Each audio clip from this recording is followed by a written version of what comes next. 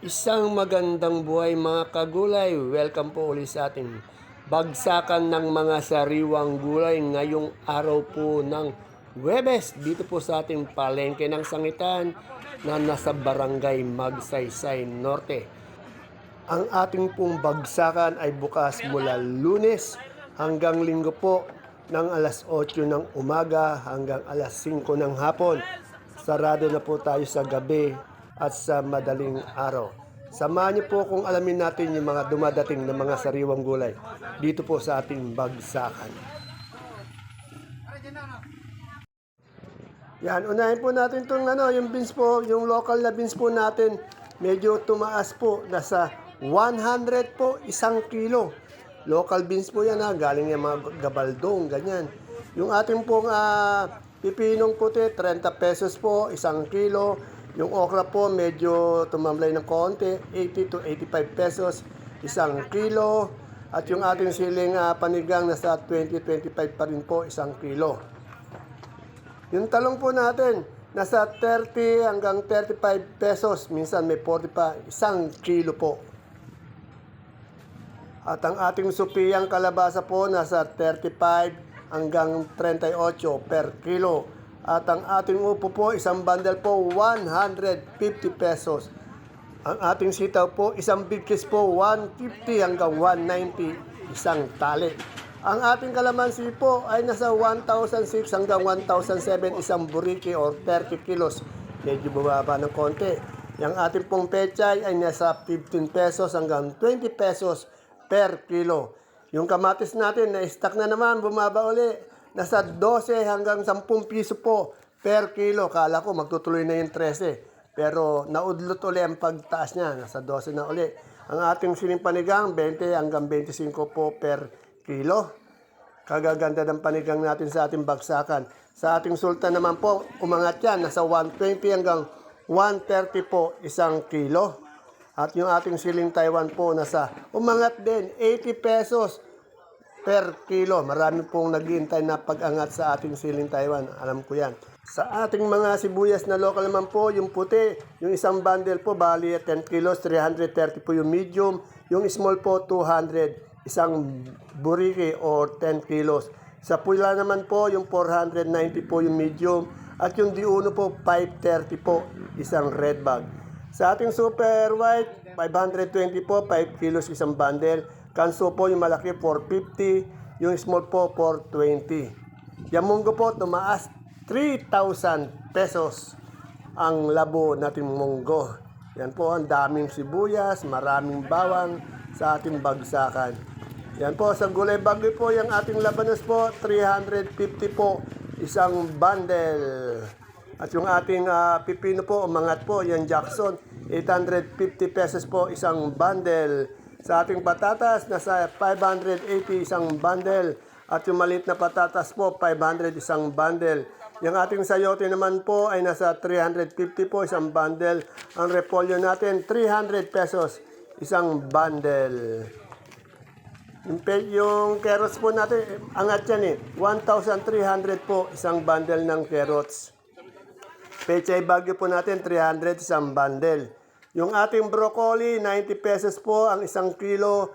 Ganun din naman po ang ating cauliflower, 90 pesos isang kilo. At ang ating sitsaro po ay nasa 180 isang kilo. Yung ating young corn, 25. Ang ating red bell ay nasa 200.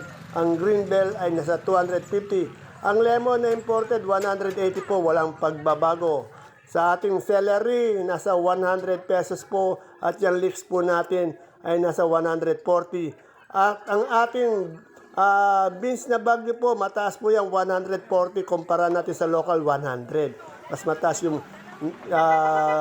bagyo beans natin, 100.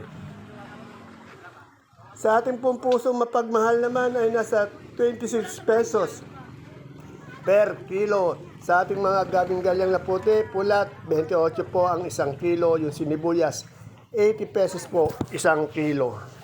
Ang ating sampalok po, mga tulisya, nasa 48 pesos po 1 kilo or 480 isang bundle.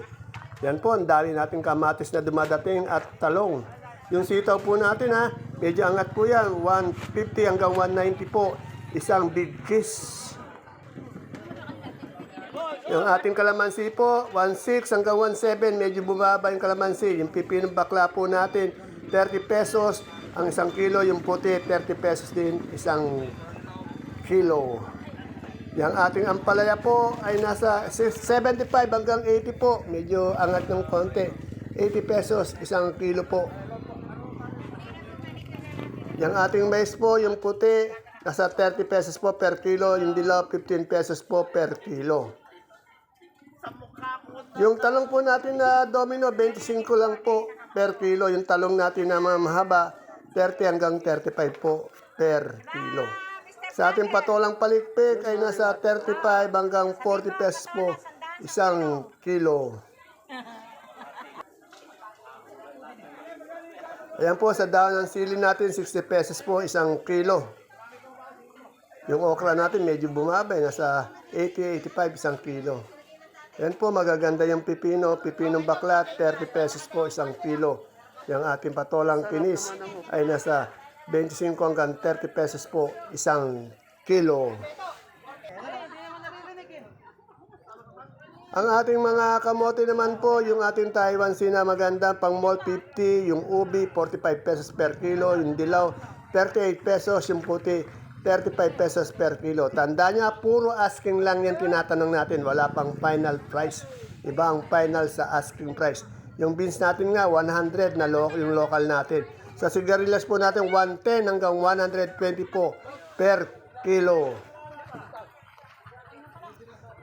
Sa luya po natin, meron po tayong 85 hanggang 90 pesos po isang kilo. At ang ating Sophia, nasa 35 hanggang 30 per kilo. Sa ating mani, 75 pesos po ang isang kilo.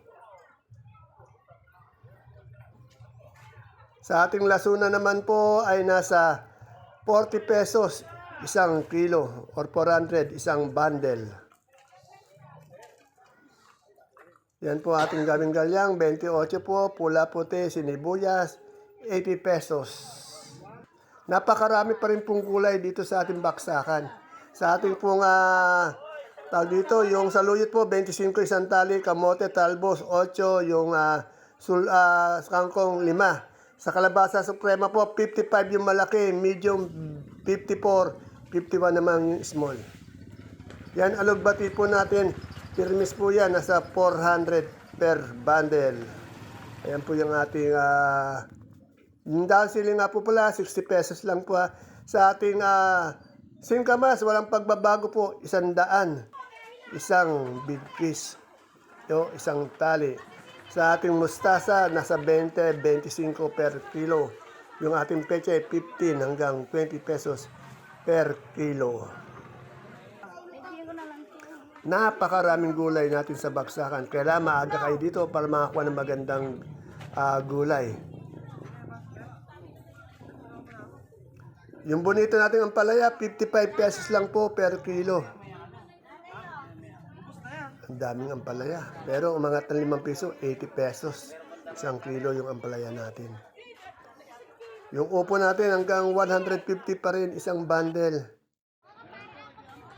Ayun na yung kalamansi, oh. Medyo bumaba ng konti, 1.6 hanggang 1.7.